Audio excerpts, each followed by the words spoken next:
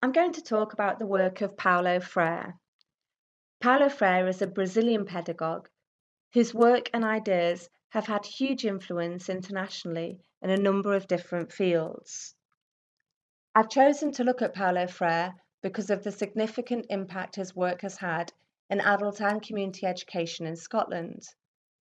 His approaches are of particular interest to me because of their transformative nature and strong focus on empowerment and enacting positive social change.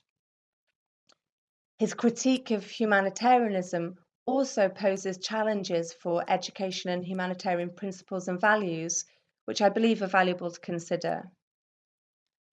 Freire is best known for his adult literacy programs in impoverished communities in Brazil and for his early work, Pedagogy of the Oppressed. His work is rooted in the idea that no education is neutral. He believed that education can be used to liberate or oppress people.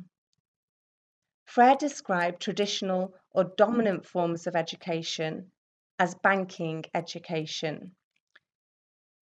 This viewed learners as empty vessels to be filled by the educator. This type of education is described as an act of depositing knowledge. The banking method means that people learn to receive accepted truths and do not learn to think critically, question, or analyze situations for themselves. He sees this relationship between teacher and student as fundamentally problematic, with teachers acting in the role of oppressors and students as the oppressed. The teacher-oppressor bestows the gift of knowledge on students who are viewed as the recipients of welfare. Learners receive this knowledge passively and are adapted to fit the world of the oppressor, thus preserving the status quo. This is contrasted with the dialogical approach which Freire espoused, where teachers and learners generate the focus and direction of learning together. Here, the power relation of teacher and learner is made equal or democratized, as both the teacher and the student have something to offer the learning process and can both benefit from interaction with the other, learning and growing through the process. Freire sees education as acts of cognition that take place through dialogue. He argues for problem-posing education, where no one teaches another, nor is anyone self-taught. People teach each other, mediated by the world. The democratic relationship between teachers and student is crucial, as Freire was fundamentally interested in education as a tool to liberate people and to encourage democratic participation in society. Freire promoted the problematizing of issues. Here, teachers adopt a humble and open attitude, creating a space where different possibilities and opinions can be discussed. By stimulating the development of critical thinking in this way, he believed that the oppressed will move from status of spectator to actor. Consciousness is a key idea in Freire's thinking and is the process by which students become aware of their own social context and how these things shape their experience of reality. This may include political context, economic context, gender, social class, race, sexuality, and so forth. It also involves students becoming aware of their own agency. The learning process respects people as active and creative subjects and recognises their ability to change the world for the better. Freire's goal was to create the circumstances where students discover themselves as human beings and recognise their own agency as members of a community and creators of culture. Thus, problem-posing education involves a constant unveiling of reality which strives for the emergence of consciousness and critical intervention in reality. So, how did Freire's theories about learning translate into practice? Let's take Freire's literacy programs, which he developed in 1960s Brazil for working class communities, as an example.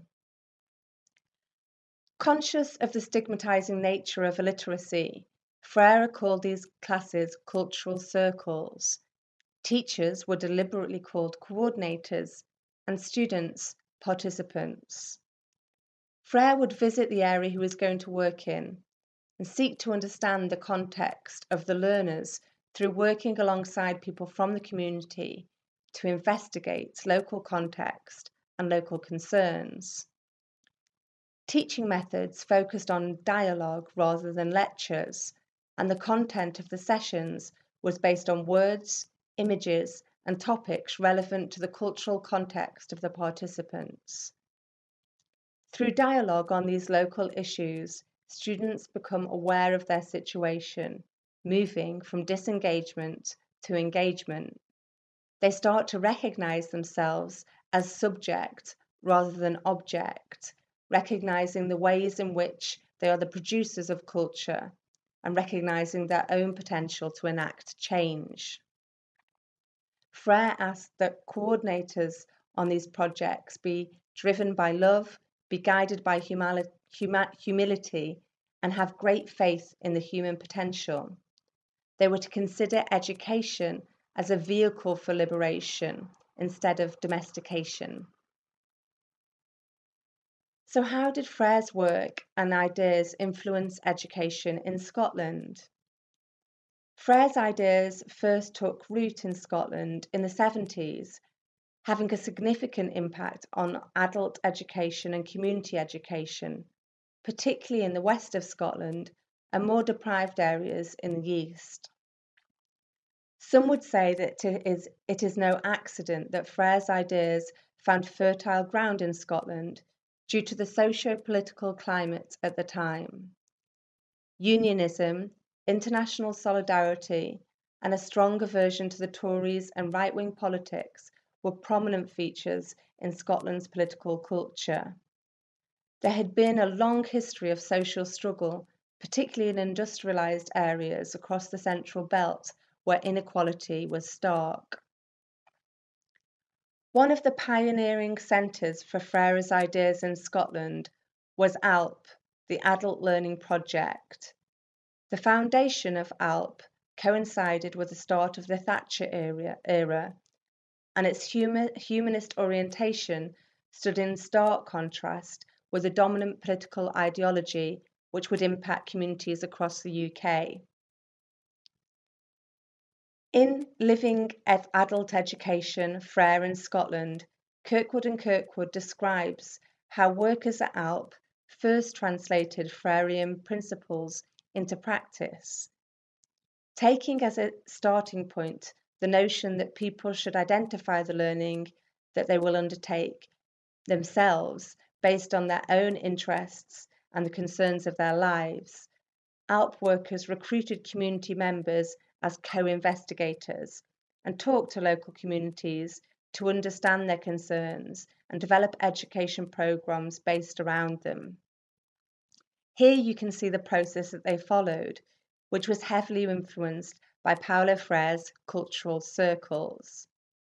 The education programs they created followed a process of saying your own word, where initial ideas and thoughts on the issue are shared, presentations by experts on the issue, dialogue, where new ideas are synthesized, and community action around the issue. Today, ALP continues to approach its work through the lens of Freire. Though approaches have evolved, Freirean principles remain at the heart of the work. Today, their programs include Glory and Dismay, a literacy project based around football, Fair for Women, a self-educated group running their own program of classes and events, and Democracy Group, aiming to develop democratic participation through collaborative investigation and action. Freire's influence can be seen more widely across Scotland today, such as in the work of Active Inquiry, an Edinburgh-based arts company who use theatre with communities as a catalyst for social change. They're particularly interested in Augusto Bowles' Theatre of the Oppressed, which Gavin Crichton, director, describes as being about dialogue and promoting critical dialogue.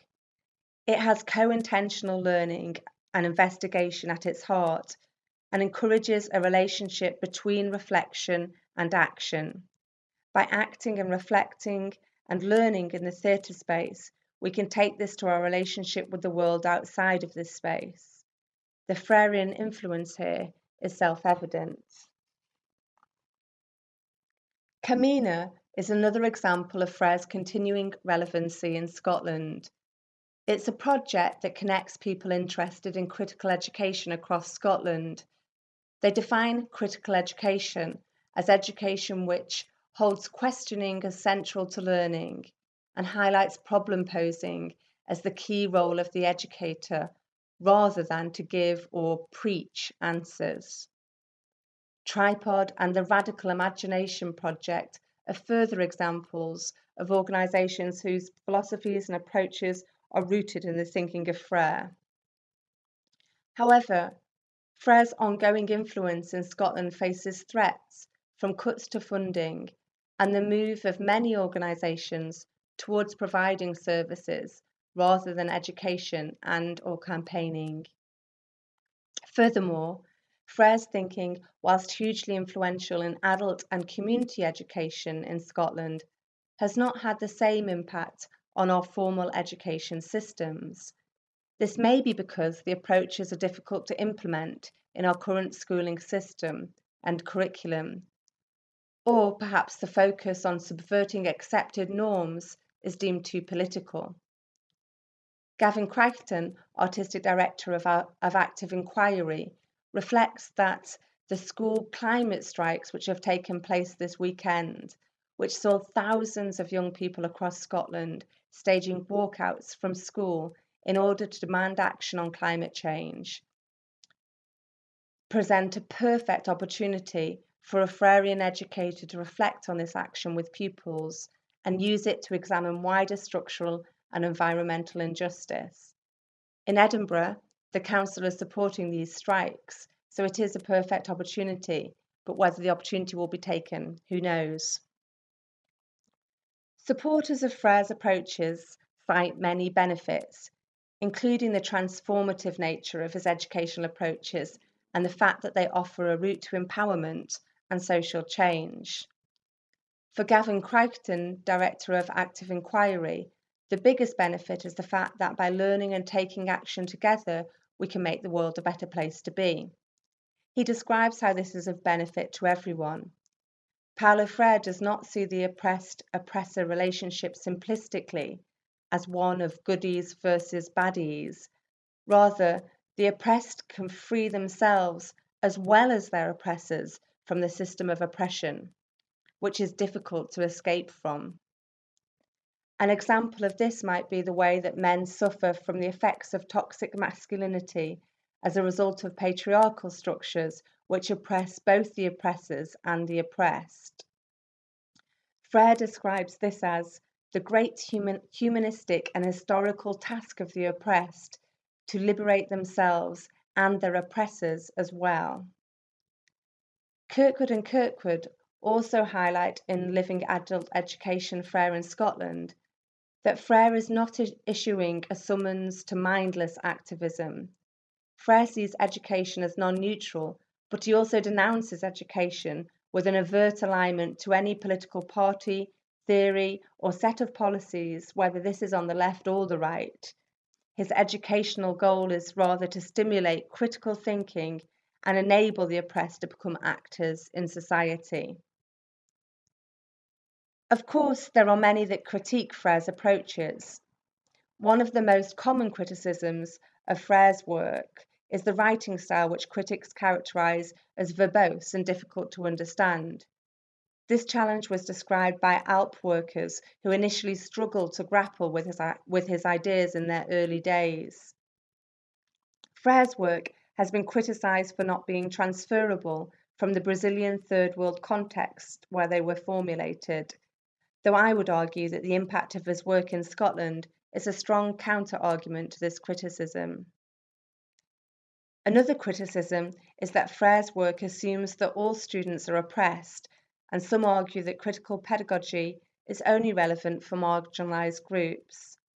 Lastly, right-wing schools of thought view Freire's approaches as unpatriotic because the pedagogy empowers students as catalysts of social dissent and change.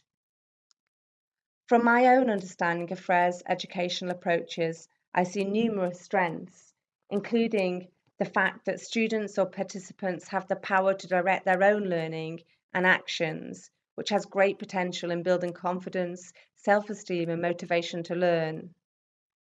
The fact that everyone feels valued in the learning space, everyone has something to offer, and everyone has something to learn.